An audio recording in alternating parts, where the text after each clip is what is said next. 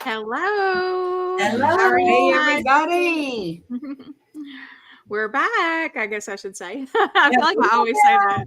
we're here. We're back like a bad penny. We just keep showing up.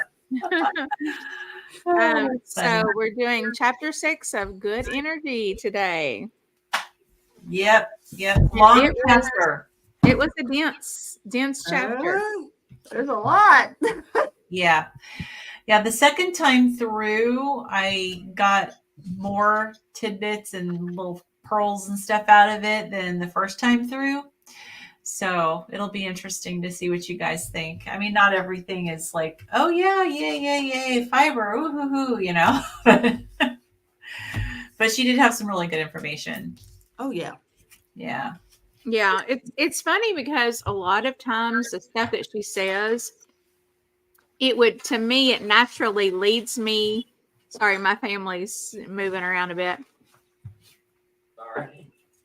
Anyway, it would naturally lead me to a certain conclusion, which for me is carnivore or for sure keto, you know. But then I don't get that. That's not her messaging, you know. So it's just kind of funny because, like we were saying before, I feel like she's on that path. And I'm just curious if she's ever going to reach that destination like Dr. Barry did and we did, where it's like, well, you know, if we have to jump through all of these hoops to eat this stuff in this certain order and take all these That's what I supplements was and do all saying this last stuff, it's week. like, Rules. it's like, okay, Oh, this yeah. is way too freaking complicated. Just eat the meat and maybe a little veg and get on with your day, you know? Yeah, she seems to be very, very focused just on glucose management. And I know that there's been a lot of there's been carnivore doctors that have been interviewing her. And I'm hoping that over time that she'll start to realize that it's not just about glucose management. I mean, yes, that's really important, but you can't ignore the anti-nutrients in these foods that she's recommending. And she's talking about nut powders and, Oh, gosh, I almonds. know. And I'm I'm like, just going, no. And I love her. And I I like don't. her interviews, and I Yeah. love her, and she's so sincere. yeah, And Oh, that's yeah. the thing, and I'm just like, but these things that you're talking about are just but we have to give her credit. She had come from a vegetarian world, from what I right. understand. And so she has moved, toward, the fact that there are healthy fats, which are the animal-based fats. So I think she's on a journey. But Yeah. I love her. She's so Oh, I do sweet. too. Yeah, she's so sweet and She's adorable. sincere. She's just, Yeah. so smart and then just, just cute, and she dresses nice, and she's just the total package. I heard her on another interview with someone, and they were talking about, I think it was the glucose goddess, and they were talking about how, like, you don't have to be boring and not look cute and look like a scientist to be into this stuff and to add value to the community. Mhm. Yeah. It's just so cute because they both had on their bright colors, and it's just stuff that I like. Yeah. But yeah, it's just a side note. But yeah, on what I was saying earlier about or what you were saying, Lynn, about anti-nutrients. I don't even necessarily, I'm not even necessarily thinking along that line. I'm just thinking like, this is way too complicated. Like, Right. So each one of these categories, she goes through different foods that you can get, that you can eat to achieve, these nutrients that she names. Okay. And if it's just me, I don't know if you guys notice, you can get these nutrients from meat in almost every category. So it's kind of, I don't know. It's just, I like to simplify things, and just from that perspective alone, And many of the categories, she either didn't list the meat or it was the last thing that she listed. Yeah. Like the first thing was the veg and the nuts and everything. I mean, I think it's good that she's not promoting grains. So that's good, but she's promoting a lot of seeds and, beans and things, which, and she talks about how, she talked a whole section on beans and lentils and how it doesn't affect her, doesn't knock her out of ketosis. And so, I mean, it's good that she's checking her ketones and she's working on staying in ketosis. She puts a lot of emphasis on fiber. In fact, she's recommending. Did she say she was in ketosis? She I don't remember that part. Well, she mentioned that she checks and that the food that she eats, when she eats like beans and lentils, that it does not knock her out of ketosis. Oh, yeah. It was just a really brief statement that she made in that section. I think it was in that section. But so I think that she's kind of, she's really focused on being in ketosis but I mean, the amount of fiber she's recommending, and she talks about leaky gut. I know we're going to go through this chapter, but she talks about leaky gut. And when I was reading this section where she's talking about leaky gut and about fiber and gut permeability, it instantly made me think of the research from Dr. Sophia Clemens. I think she's from Hungary, and her paleomedicine. I can never pronounce it. Paleomedicine. Yeah. And the research she's done, and she's been shown over and over and over again that a meat high fat diet with no fiber actually decreases your gut permeability. So, and I mean, the fiber thing for me is like, especially with my background in GI, is like, I hope she gets to the point where she can see that the fiber is not the best thing for us. And she talks about it slowing your digestion, but she also mentioned it slowing absorption of nutrients. And we know that that's the case. We read before in other places that it actually can get the nutrients that they won't even absorb, because a lot of them will pass out of your system. So I'm not sure why we want to slow down the absorption of nutrients. She didn't talk about that. Glucose, maybe? I mean, the only thing I was thinking is maybe it would keep your glucose more stable for longer and spread that absorption by spreading that absorption out, especially of the carbs, right? And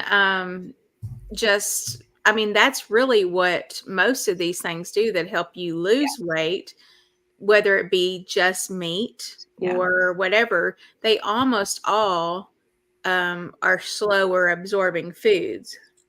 Yeah. I mean, if you're eating carbs, then slowing down the absorption is a good thing. For us, I don't necessarily know why we would need to do that. We're not eating. I mean, we don't need to. Meat automatically absorbs slower. Yeah. Right. Exactly.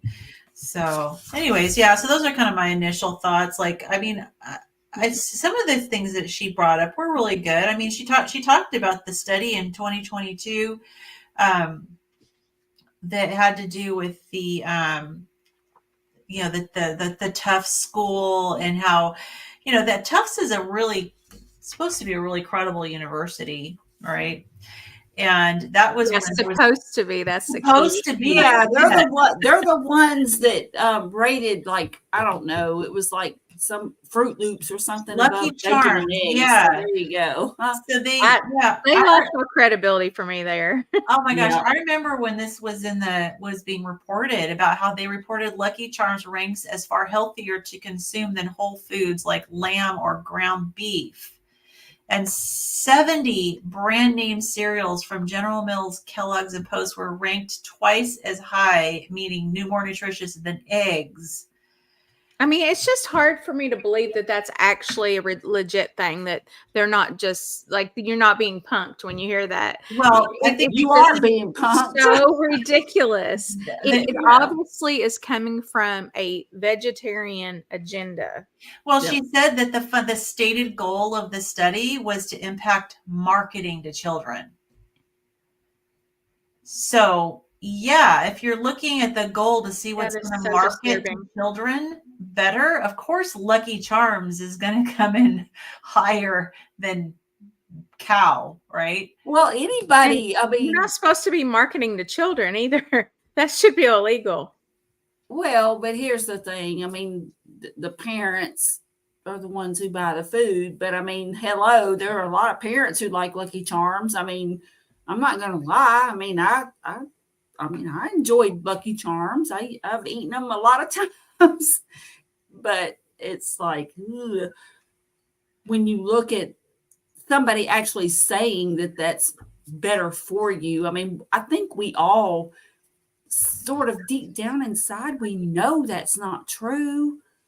I It's, know. And how can such a reputable organization present that information yeah, in a serious way at all? Like that's disturbing. Like that is yeah, deeply disturbing to me. Yeah, I think me it's too. ethically irresponsible. Like, I haven't looked at the study itself, so I don't know how the study exactly presents the conclusions, but these people like Tufts should know that regardless, the media is going to pull out and present it whatever way that's going to draw headlines, right? And create Hmm. some stir about the news. So we've seen other studies where the actual conclusion of the study is different than what the news reports, the headlines show. So I don't know if Tufts, what the actual study conclusion was, but the takeaway was that Lucky Charms is healthier than beef. I'm like, nope. Yeah, which is I crazy. think anybody, really, you can ask anybody in society, are Lucky Charms healthier than eggs? And I just can't imagine, and maybe I'm wrong, but I can't imagine an average person saying, well, yeah, Lucky Charms are much healthier than eggs. I I just think can't imagine that. I think we need to do some street interviews. Yeah. Well, and Yeah, if for somebody sure. says that, I would ask them why. And they're Yeah. probably Yeah. going to say because it's fortified, right? Well, Oh Lord. I don't even think they would say that. I don't think no. so, but some I mean, I don't crazy even person out there who actually said it, I bet you if you asked them why, they would say it's fortified, or they're vegan. I think the only reason they would say it is if they were a vegetarian Yep. / vegan, whatever. Yeah, Um, probably. So let's read. I was going to read her the points that she makes in the beginning about she believes the United States would be healthier, happier, and more prosperous place if we replaced all of the studies with these simple guidelines that will transform anyone's health. Eat the following: organic, ideally regenerative. So she repeats this. So I'm going to, instead of saying ideally regenerative, let's just know that when she says organic, we can think that. Okay. So organic, unrefined, or minimally refined fruits, organic, unrefined, or minimally refined vegetables, organic, unrefined, or minimally refined nuts and seeds, organic, unrefined, or minimally refined legumes and beans, pasture raised, organic, 100% grass fed meats and organs, including elk, venison, bison, lamb, beef, pork, and goat. Pasture raised organic, 100% foraging poultry and eggs. Pasture raised organic, 100% grass fed, ideally A2 strain dairy products like milk, cheese, yogurt, and kefir.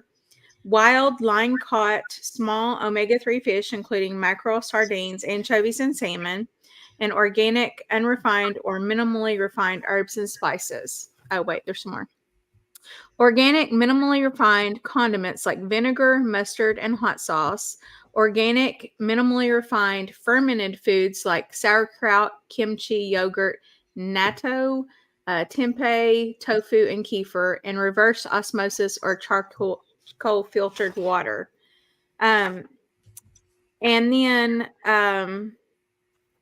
basically on the next page, she adds 3 more things. Cut processed and ultra processed foods from your diet, particularly those that contain the following: refined sugars of any kind, refined grains of any kind, and refined industrial vegetable or seed oils of any kind. And so I see a lot of commonalities in her list and what, the proper human diet space Mm-hmm. basically believes. As a science experiment, I would love to try her diet and see how it actually made my body feel, Yeah. I can imagine that if people were raised eating just this list, Yeah. they may not have the metabolic diseases that we have developed over time. Right. And maybe they would be perfectly healthy. And, Yeah. and so, yeah, hard to say. I mean, I'm not there, Yeah, I'm not either. I'm not there. I'm And not saying that like I don't want to be there. Like I want to eat more than just meat. But every time I do, my body is like, no, right. and It's like, no, not today. it's so upsetting to me. Like, I just feel like the unwilling carnivore. Maybe that should be your channel name. And There maybe you everybody go. can just hate me for that. And that's okay. You guys No, can all it's hate okay. me, But it's honest. It's honest. And there's probably more people that are feeling that way, that like, hey, I would love to get variety in my diet, but every time I try, my body rebels. yeah. I hear that often. And and I especially, appreciate that the worst. honesty. Yeah, I appreciate that totally. One of the worst times that it rebelled was with grains, actually, with rice. And I had like a organic rice mixture, and it was just the worst. Like, guys, I woke up for 2 days straight and I could not see. Like I'm not saying I couldn't see at all.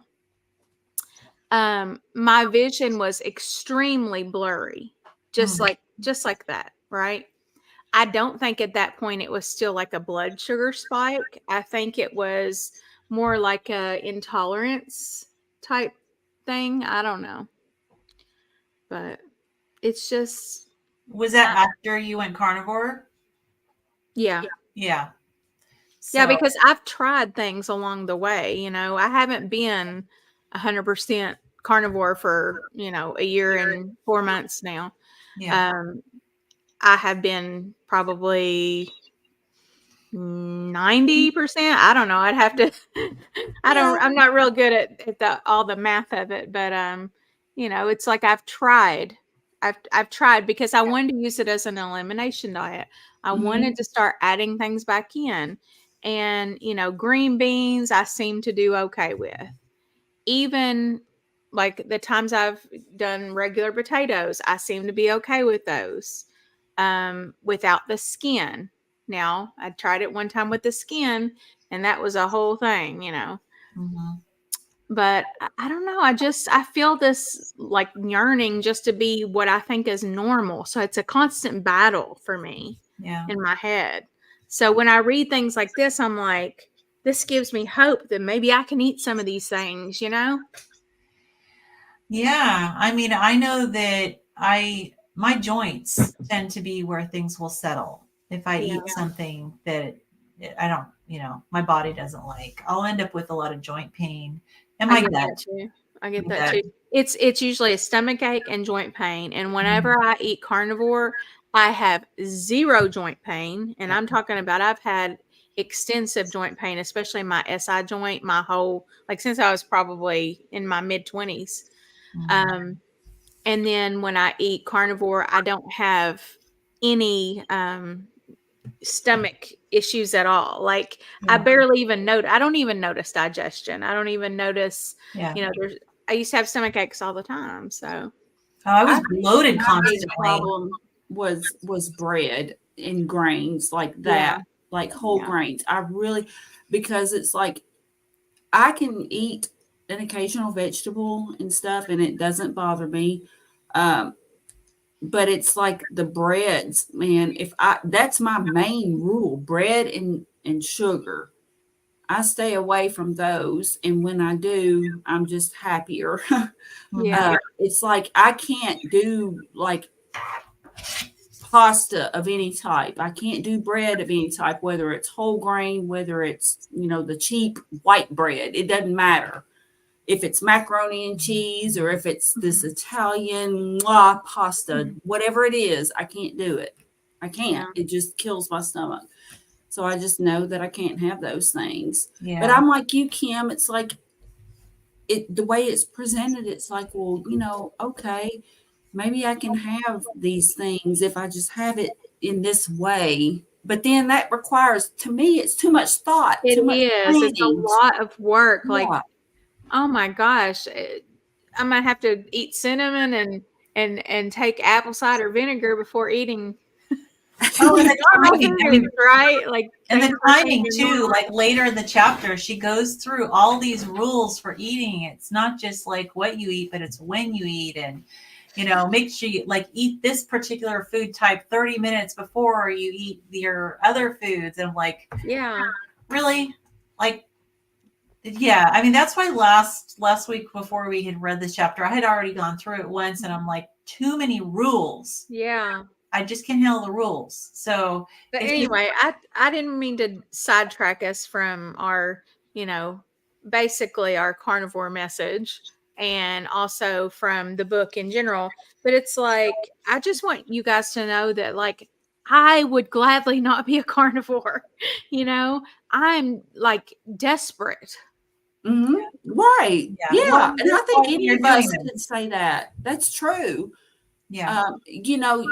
Because we all, we want to fit in, and we have things that we like to eat, that we enjoy, that we associate with family and community and all of those things.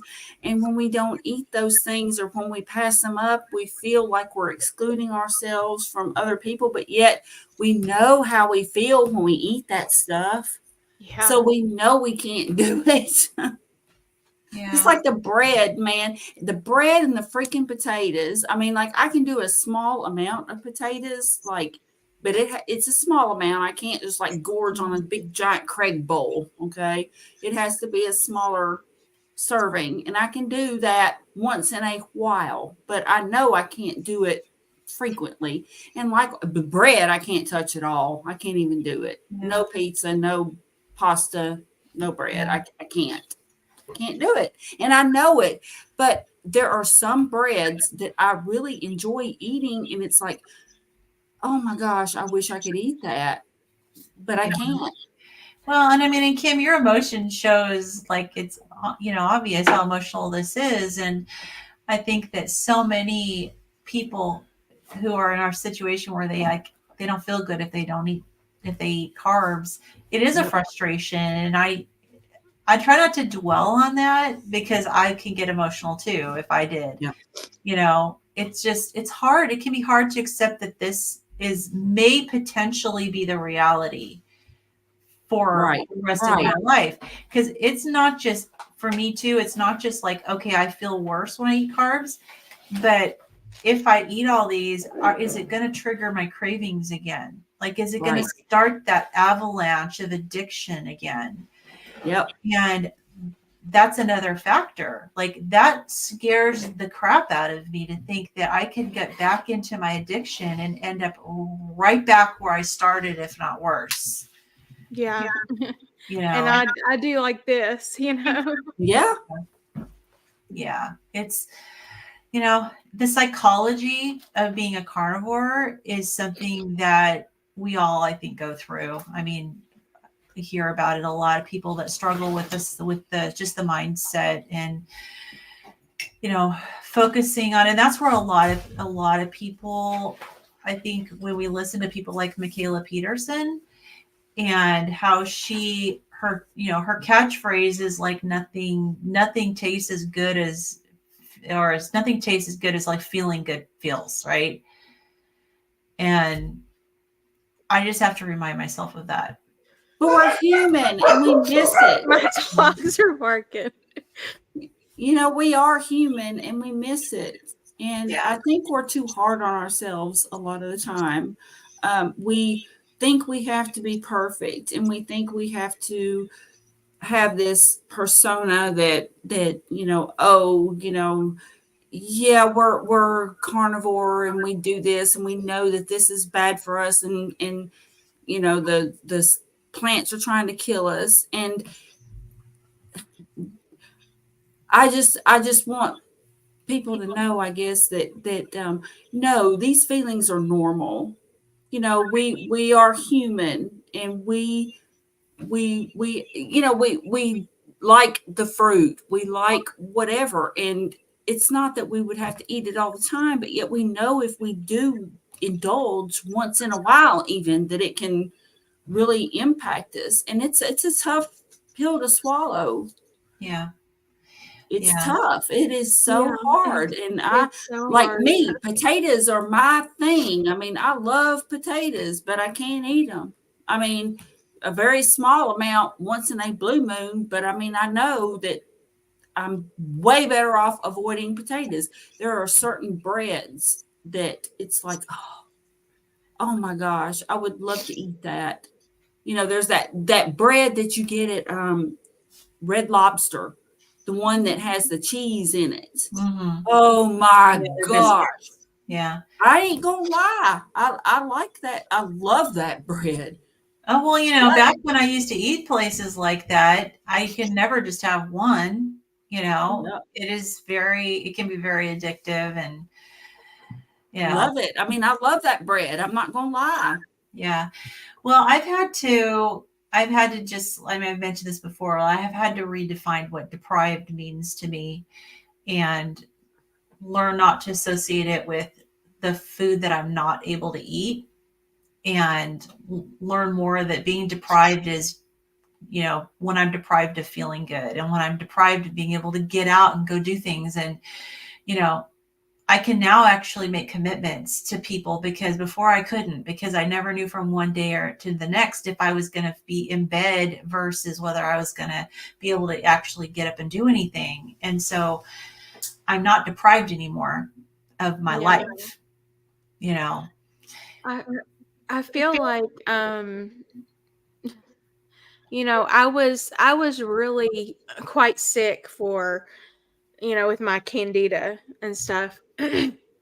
For, I mean, about 5 years, I was like, I would cough every day, all day long, just cough, cough, cough, right? And, you know, I got pneumonia 3 times in a 4 year period. And so, like, my brain knows that you're a totally different person than you were then because of changing the way that you're eating. Um, but then I just think, I also think this is not normal. This is not normal. This is crazy. This is like, I still think that Yeah. almost a year and a half later. I still think that, Yeah. and it's just I know, Kim. It is so freaking hard. Yeah.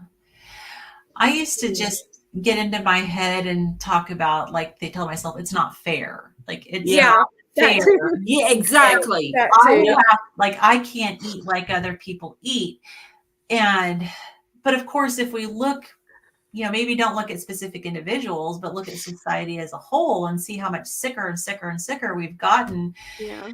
Okay, maybe they're not as healthy as I give them credit for. Just because someone's thin, like, I would be looking at it from, like, okay, because I always wanted to just lose weight, right? I'd be looking at, like, look at all these thin people that can just eat whatever they want and they're fine. But I've learned that no, they're not necessarily fine. And, you Yeah. know, we as a society have gotten sicker and sicker, and healthcare costs have gone through the roof. And, Yep.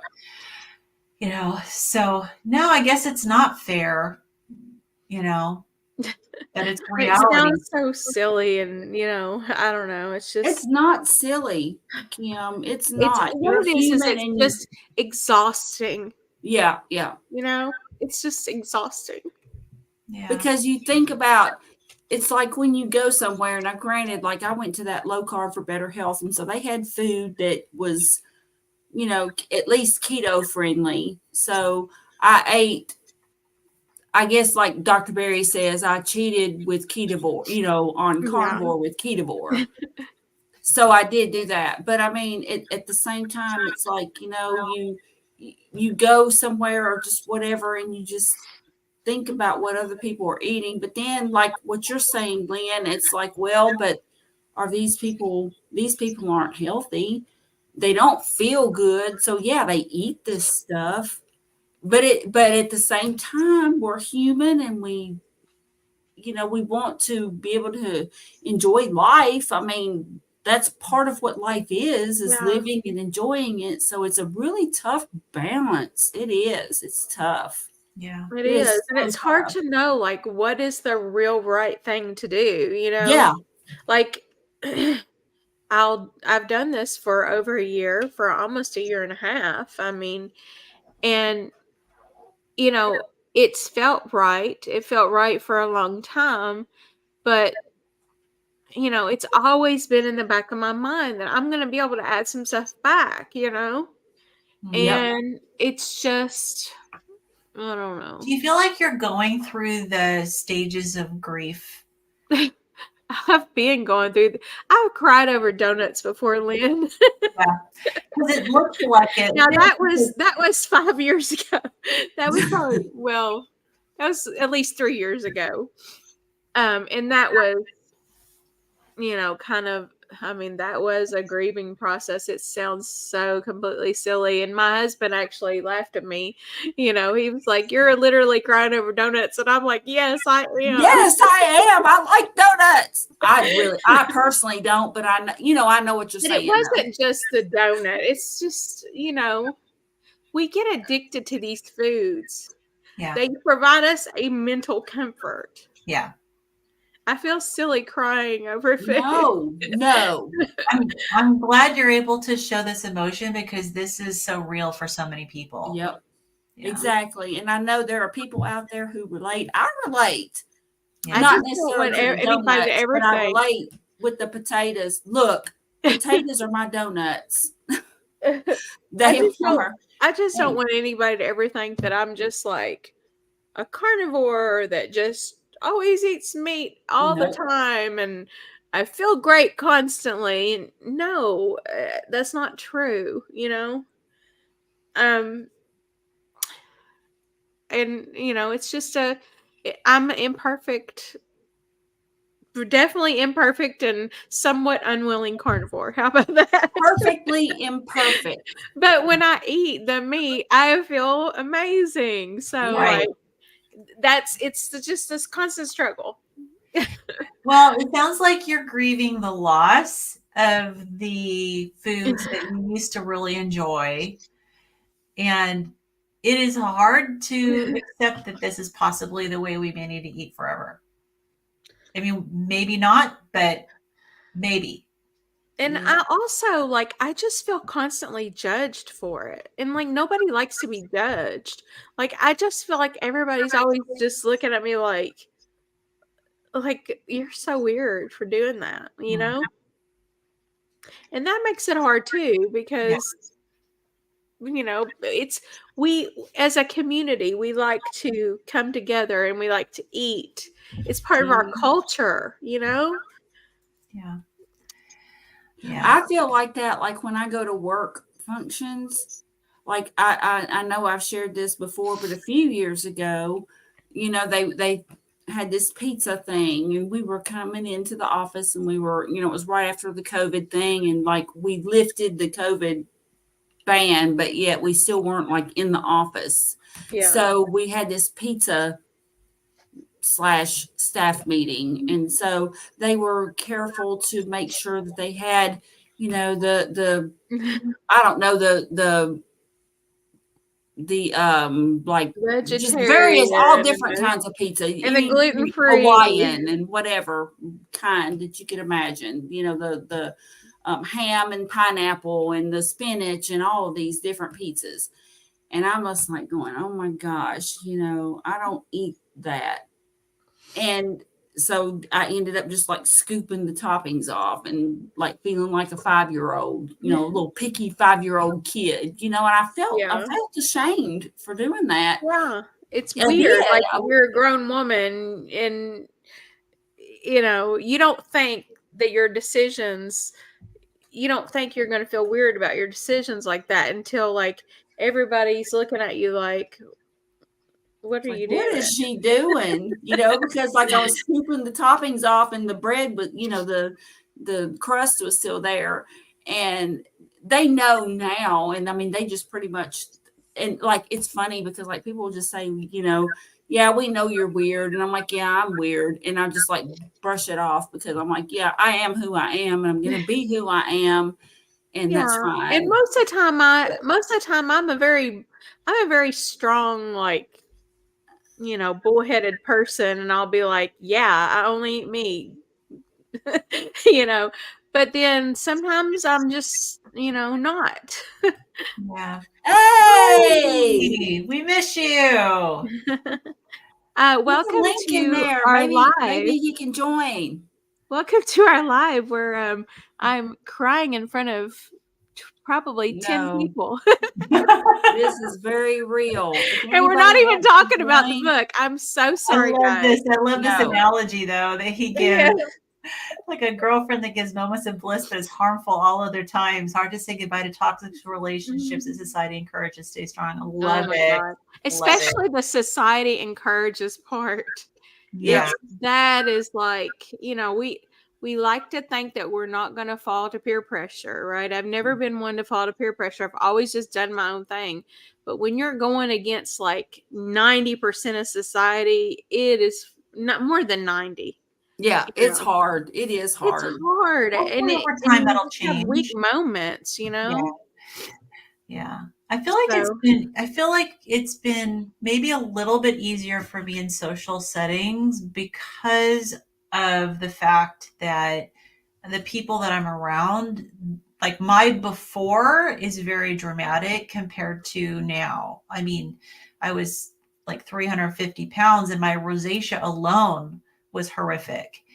And so I tend to get a little less judgment, I think, because people can see what it's done for my health. Yeah. More obviously, Well, and I mean, you are retired. Like, right. You don't have to go to a place where, people think total, like, it's just, it's like an alien world to me, Right. Yeah, exactly. I don't have to. And I mean, and I get it. When I was working, hey, Charlie, they were always bringing in garbage food. Good to see you. Yeah. Hey, good to see you, Charlie. And I mean, honestly, the whole food thing at work, it doesn't even bother me anymore. It's just it's just the fact that like I get physically ill when I try new foods. Like that is just, and it makes you mad. Frustrated. It does. Like it makes me frustrated. It makes me mad. But when this happens, I just go and buy a bunch of steak because I know I can eat that. Yeah. So if nothing else, my message maybe to you guys listening out there is, if you know that meat has healed you, and if you know how good you feel on the meat, when you mess up, for whatever reason, whatever you ate, whether it's something little or something big, and it made you feel like garbage, go back to your basics. Go get your meat. That's what, I do when this happens. I just go get my meat, and pretty soon I'll be feeling better again. Yeah. But anyway, we should probably get back to the book. I'm so sorry. How have you been? What's up? It is so valuable that you shared that because so many people have these feelings. And I don't care who you are out there. If you think that you're this perfect, you might follow it perfectly, but everybody has these feelings. Yeah.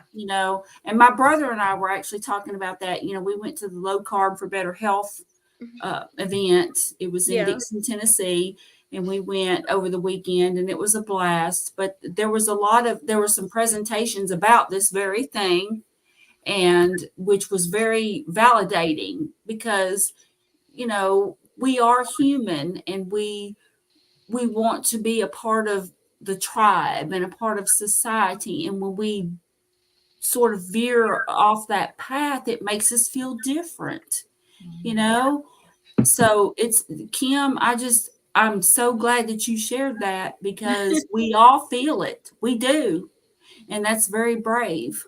Thank you. when I did not intend on crying, but I don't really okay. have much. I And can't hold that honestly, back. when I was working and, dealing with all of the social events and everything, I still would feel judged eating their food because here I was 350 pounds Yeah. in horrible health, and people would see me eating this food that, I mean, I would, and maybe it was my mind, but I was thinking like, I'm in terrible shape, and just having people watch me eat anything, Yeah. I felt really uncomfortable, but I couldn't pretend like I don't eat garbage because it's obvious I do, right? Just real quick addition to that. I have felt that exact way, not because of being overweight, although I am overweight. Okay. It's because I could not control it. Like I could not control wanting to go back and get, like, if there was, boxes and boxes of donuts, I couldn't just eat one or two. I would end up eating like 5 or 6, and I would be so ashamed to let anybody see me go back and get another one. Right. And I'd be like, you're eating more than your share. Like, but it's an addiction, honestly. Yeah. Yeah, absolutely. So, Charlie, Yes, it's so good to see you again. Yeah, it's been a while. welcome to the psychology hour. Right. Where is Dr. Chris Palmer? Yeah, where is he? yeah. So what have you been up to? A few weeks ago, I was at a meetup that Brett at Hoosier Carnivore hosted. So that was good to meet a lot of carnivores in the area. Cool. And then trying to think, recently I got a call from my doctor's office. They said, based on your in-hospital sleep study, you no longer have sleep apnea. You don't need a CPAP machine anymore. So that was kind of cool. Look, huzzah, huzzah. That's Yeah, awesome, Charlie. Oh, that's wonderful. Absolutely. So have you been reading the book? I have. Oh, awesome. Yeah, What do you think so far? Chapter 6 was kind of interesting. See, a lot of rules. I thought it was sad. Wow. Yeah. It made me cry. I made her cry. Yes. Well, I mean, when she lists all these foods and these variety of foods and says, if you just eat this, then you're going to be healthy. And you're going, no, I'm not. If I eat that, I'm going to feel bad again. That is frustrating for sure. But I mean, I think here's the thing. I think that, like, if you're a young 20-something and you eat these things and you haven't been exposed like your entire life, you're not 58 like me. Yeah. Well, and you haven't been eating Little Debbie's since you were.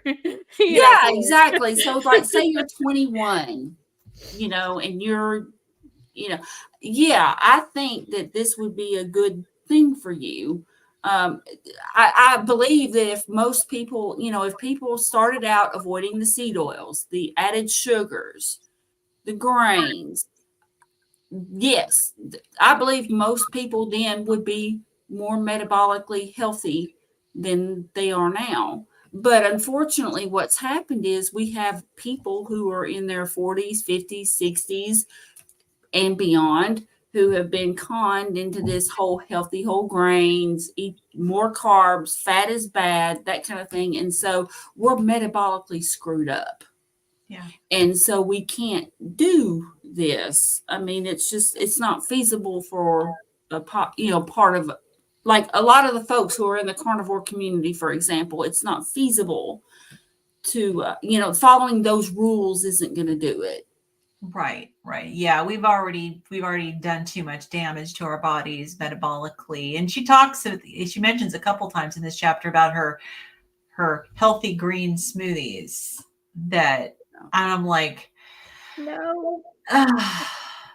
This is where I get into the whole thing about she's ignoring the anti-nutrients. And most often these green smoothies are packed full of things like spinach, which is full of oxalates, and you've got other things like the salicylates, and there's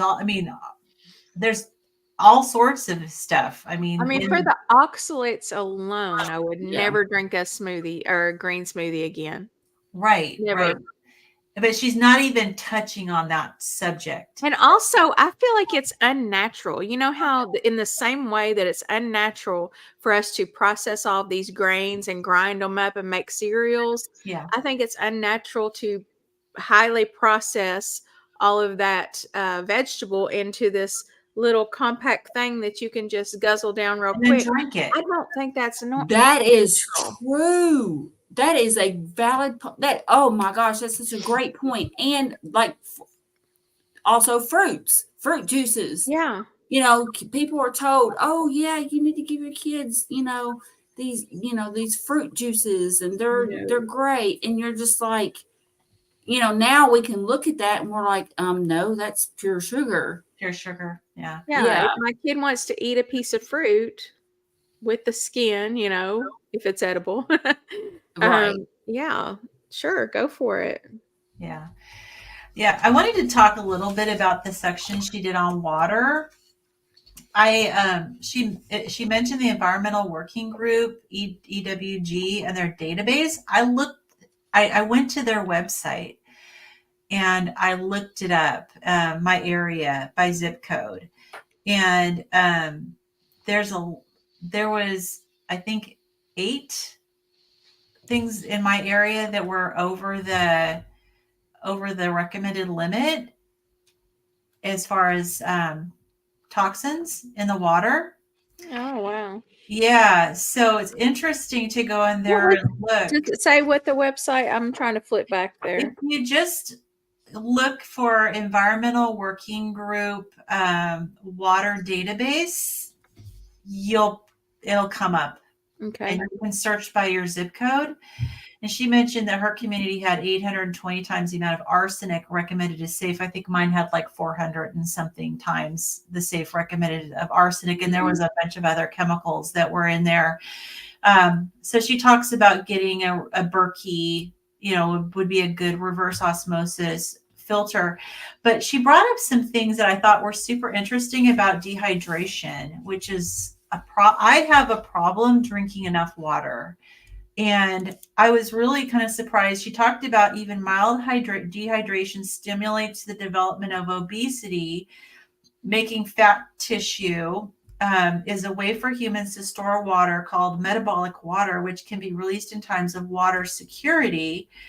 And then one thing that she also mentioned, which I was like alarmed by, she said dehydration activates a process in the brain called the polyol pathway, which stimulates the body to manufacture fructose.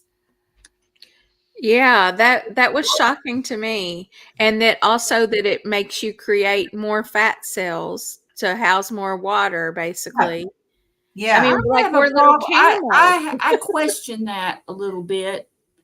And one reason is my son and I did a road trip out west, and we visited the mesa, like the pueblos, and they talked about the Indians that live there.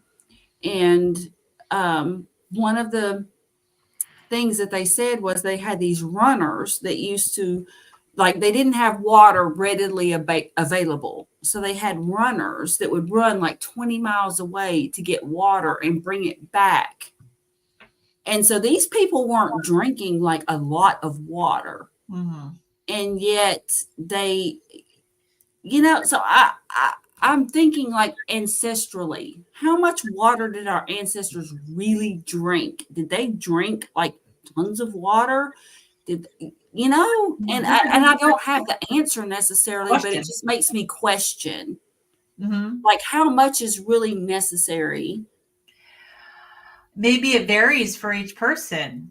Yeah. I don't know. Oh, wow. It's kind of cool too on this. I'm looking at my city on this environmental working groups database. And then below where you can look up your city, it says water filters that reduce contaminants, which she does talk about this, but it tells you like all the contaminants. It lists all the contaminants, and it tells you like activated carbon, reverse osmosis, or ion exchange, which ones remove what, basically. So that's pretty cool. Yeah. It's a good Interesting. website.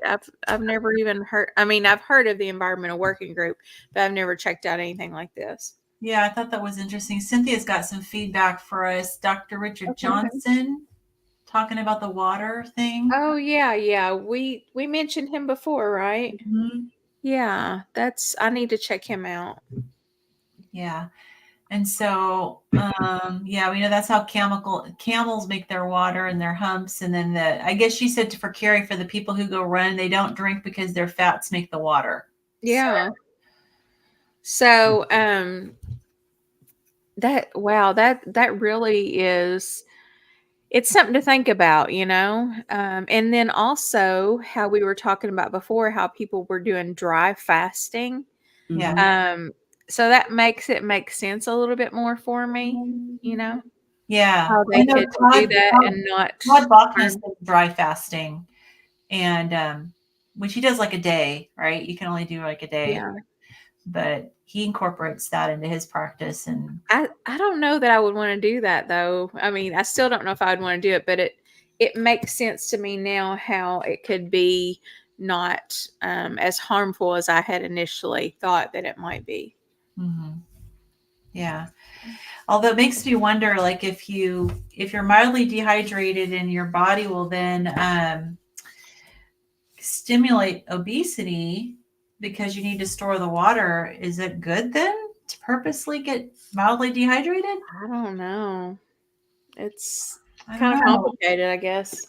Yeah, I mean, it doesn't make sense that you would want to become dehydrated unless that means that when you're fasting, does that mean that your body then releases that and the fat cells are not needed anymore? I think, I don't know. It's like ancestrally, like we look at, and I've heard Dr. Berry mention this too. Like, look at other animals and species.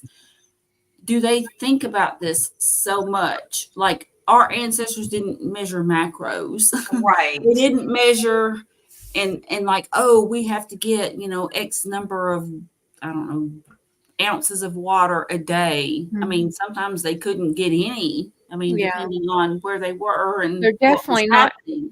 They're definitely not guzzling it like we are. Yeah. So I'm just like, I understand that on the one hand, yes, our bodies are, the majority of our bodies is water. So we need water. But at the same time, do we really need what we're told we need? And how practical is that, like in just nature?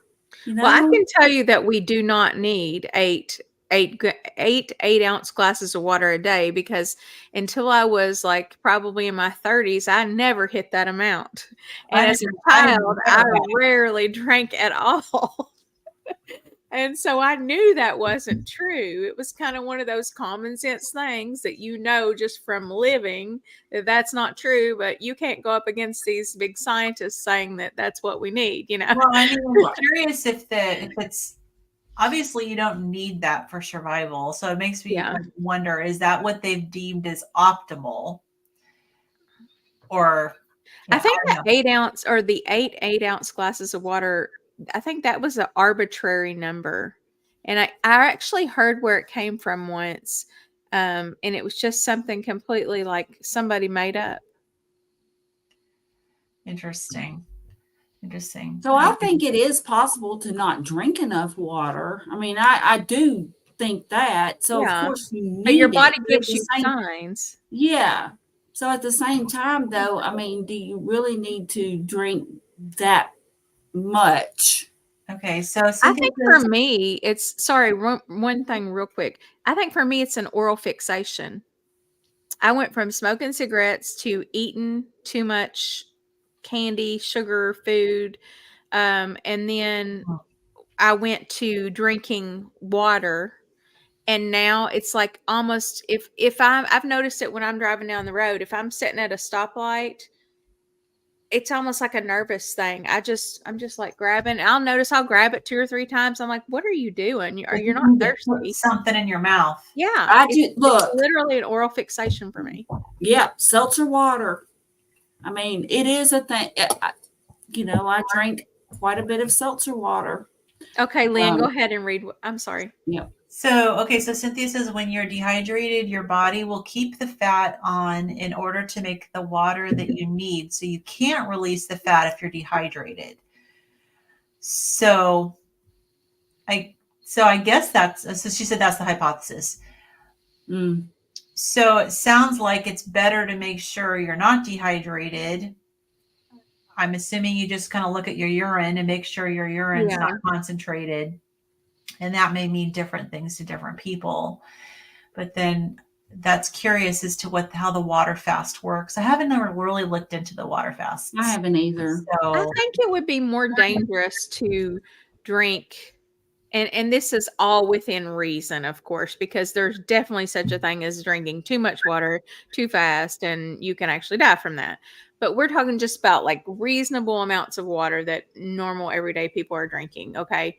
I think it would definitely be more dangerous to the body to not have enough water than to, think, oh, I'm just guzzling water, making my urine more clear, from an electrolyte standpoint, that could get you into trouble as well. right. But I can understand where you would want to err on the side of more water rather than less. Yes. But not guzzling to where all you're doing is urinating. Yeah. Which Because sometimes there I are do those that. big giant, like, I don't know, glasses or cups, the big giant ones. No, This the one's a ones small that one. say, you're almost there. Yes, you're doing it. Good job. They have these little measurement. Yeah. My daughter had one of those, and I'm just like, you must be going to the bathroom all the time. I mean, it was funny because, and And I they're was like, plastic.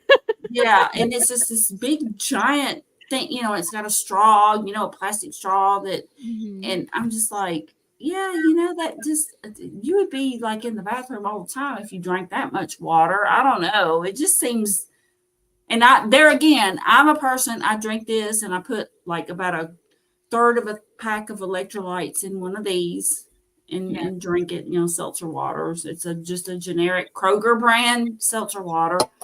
But, and yes, it's in an aluminum can. So y'all shoot me, whatever.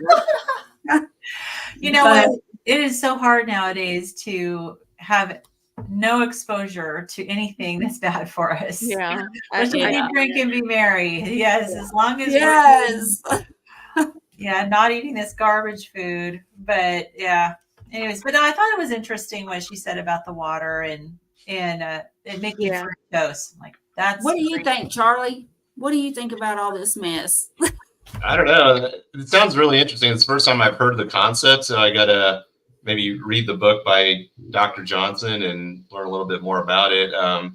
I'm just curious. I think I'm probably on the spectrum of drinks too much water. I say this because I was out in Phoenix, several weeks ago, walking in the 110 degree desert heat without drinking water most of the day. But when I came back to my hotel room, that water tasted really good for some reason. So I wonder to what extent my thirst signals are off, kind of like how our hunger signals can be off sometimes. I'm sure my thirst signals are a little bit off too. So I don't know. That's interesting that, she just casually mentions it in the beginning part of the chapter, but I thought that was really interesting. I'm also thinking about like all these survivalist shows that I watch because if they can't go without water for too long, and I wonder because when you're dehydrated, you have lots of problems, and this is probably the least of those problems, right? Retaining of fat. So yeah, interesting. All right, so let's see. So she does talk about regenerative farming practices, which is good. Carnivores, we're all for regenerative farming practices. I was interested in she threw in a little statistic here about 70% of antibiotics in the United States go towards conventionally raised animals. That was shocking. That shocked me too. That alone makes me think I really need to rethink where I'm getting my meat from. Yeah. Yeah. So you've been doing just conventional meat? Yeah, I've always just done.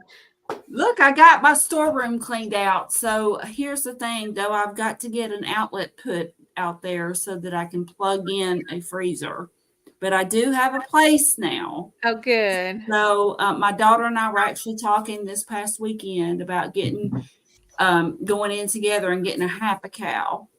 So Yeah, we're going get to do grass that fed. here soon. We've got a place that's about 4 miles down the road, actually, a farm, a Oh, regenerative that's farm awesome. that we can get meat from. So That's we are good. definitely going to do it. I've got to get an electrician out here. I mean, step by step, right? Yeah, Back it's a because I lot have of no work. place in my kitchen. It is a lot. Yeah. Yeah, I have It's a no lot of place. work just to find the farm, it's a lot of work. It's a lot of extra effort. Yeah. Yeah. But we are so fortunate that we do have a farm like just right down the road that we can get our meat from. So I do feel blessed about that, but there's still just, step by step, I got the storeroom cleaned out, but now I've got to get an outlet installed so that I can actually plug a freezer in. Yeah.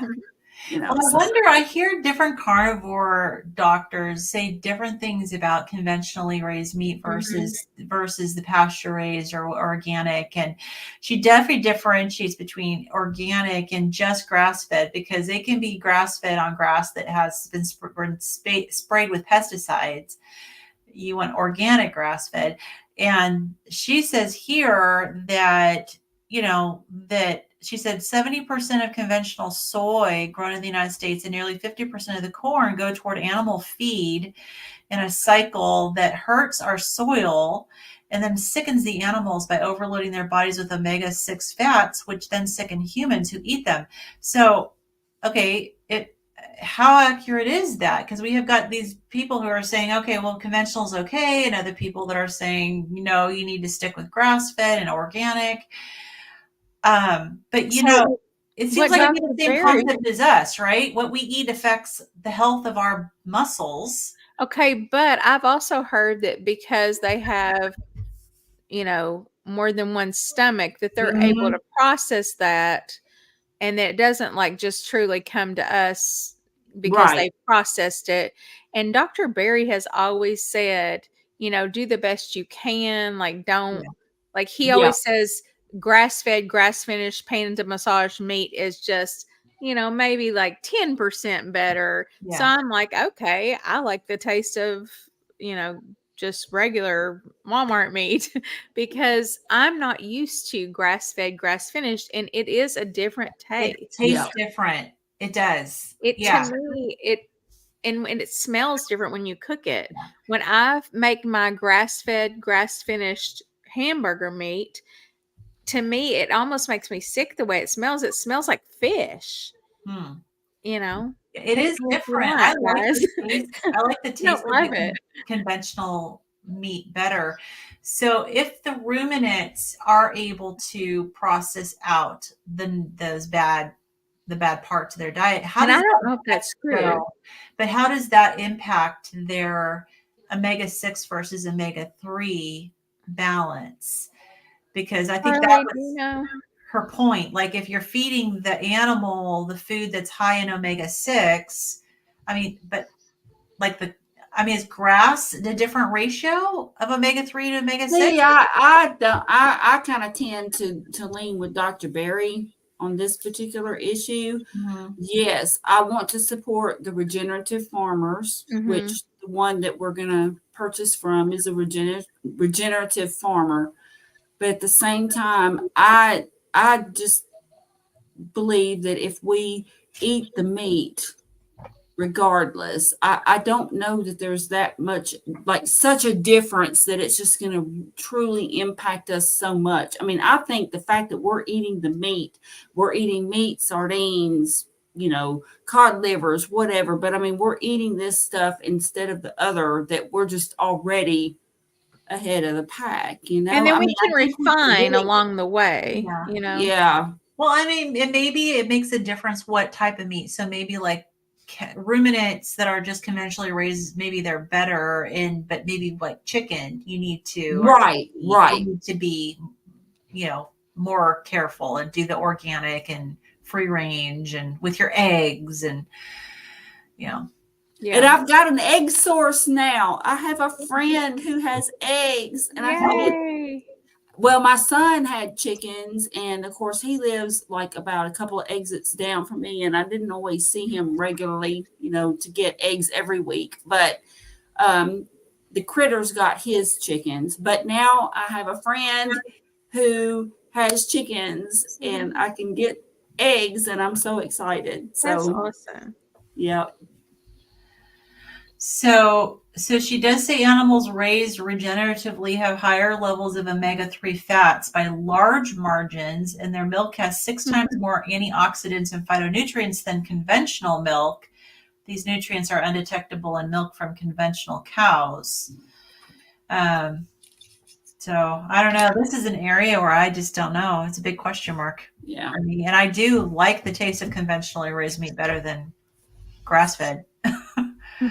But they're all grass fed. It's the finishing.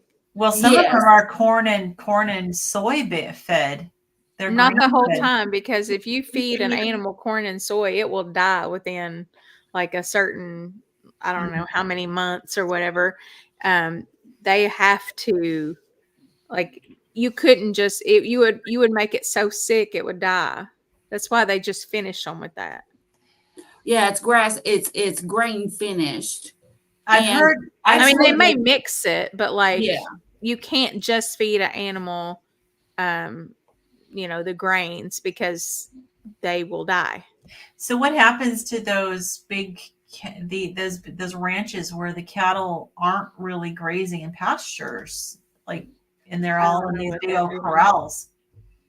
I don't know what they feed on, but I did hear Dr. Chafee, who's very well versed on this, and he's not the only one I heard say this, but they said, like, if you fed a cow just grains, that they would just become sick and die. They would founder. It's like horses. Like, we had a friend who raised horses, and we had to they paid us to go to their farm and keep the horse up, because what happened was they ate grain, too much grain, and it like fermented in their stomach or something, and we had to keep them on their feet. Like, we had to keep them up and moving.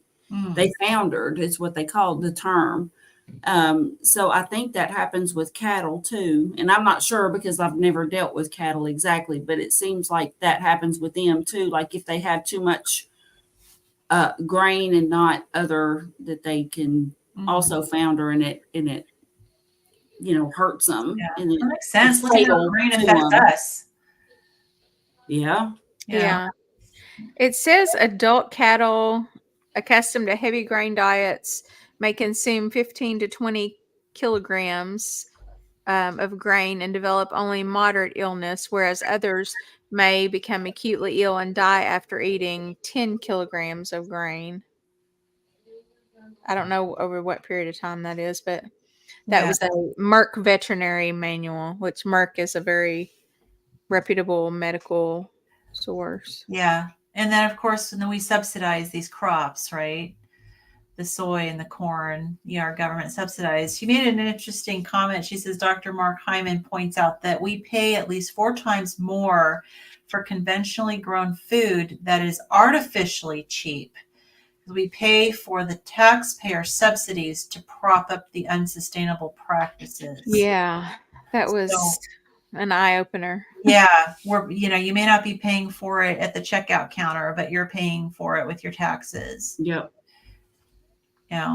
So we need to somehow, the carnivore community, we need our own lobbyists, because without the lobbyists going to Washington and, pushing our agenda, and nothing's going to change. And I really need to learn how to eat and enjoy grass-fed, grass-finished meat. I think it's just a matter of getting used to it, I do it's good a lot if I cleaner. salt it well. Yeah, salt and butter. And it is leaner. Yeah, Charlie's right. It is leaner. And this is an option. Like, it's funny because, like, I know Christy from Meeting Wellness had talked about this too. That and the farmer that she had gotten meat from, like, she actually had sampled some of the just like totally grass fed, and she didn't like it. Mhm. And so they did have some that was all, but this is a regenerative farm, but they still finished them on grain to give them a little bit of that fat. And so I may check, I have not checked with the farm that, but I may check and see, because I do want the fat. I mean, here's the thing. The grain is what gives the meat the fat. Yeah. And so if you have it like totally grainless, then you're just not going to get much fat. It's going to be like somebody shooting a deer. But if you get too much grain, it'll be so fatty. Yeah. That's not healthy either, right? Right. Because that's a sick animal. Yep. Yeah. I know the farm that we buy our cow from, it's grass-fed, grain finished, and the meat tastes delicious. Yeah. Well, and that may be a compromise for me too. Maybe it's just like, it's more important to me from like a, principles of the matter kind of thing, to find a farm and support a local farm than it is for me to have grass-fed, grass-finished. So maybe I can make that compromise, Yeah. and that, that's my next step, is to, find that farm. But it's just a matter of sitting down and doing it. And I just haven't had a lot of extra time. And quite frankly, it's just easy to run to Walmart or Kroger and grab some meat, Yep. Yeah. Yeah. True. I mean, we ran And I out of our want to cows. stress to anybody watching that do not fret if you can't get it from a farm, a regenerative farm, or if you can't afford it. Yeah. Don't worry about that. The important thing is to eat your meat. Yeah. Yeah. Oh, yeah. I've heard people talk about that all they can afford is hot dogs. Yep. Yeah. And do it. And that is 100% healthier than Yep. all the crap you were eating before. Yeah. So, Absolutely. Absolutely. don't split watch hairs. hot dogs. Yeah. No, I eat lots of hot dogs. I do too. I love hot dogs. I don't think there's anything wrong with hot dogs. Although she says she talked about some processed meat, and I was like, yeah, I eat that.